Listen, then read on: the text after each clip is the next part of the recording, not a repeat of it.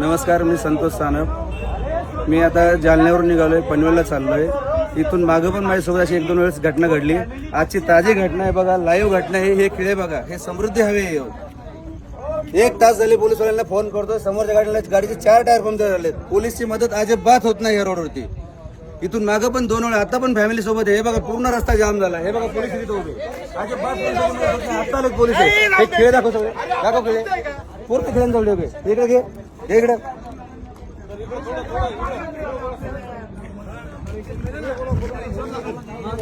भाऊ, इथून मागून माझ्यासोबत अशा घटना 2 वेळा झाल्यात. तेव्हा पण मी पोलिसांना फोन केला, अजिबात पोलिसांची मदत होत नाही.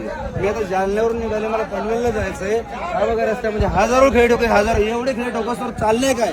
अर्धा रस्ता बंद करून जर चोर खेळ ठोकतात, पोलीस करतात काय? रोडवाले कॉन्ट्रॅक्ट करतोय काय? काय सुविधा आहे रोडला? कशाला हा रोड बनलाय? हा समृद्धी एका लोकांचा जीव घ्या रोड बनलाय, तेच समजत नाही. व्हिडिओ व्हायरल करा हे आणि हे दाखवा ह्या पोलीसवाल्यांना. अजिबात पोलिसांची मदत होत नाही ह्या रोडला.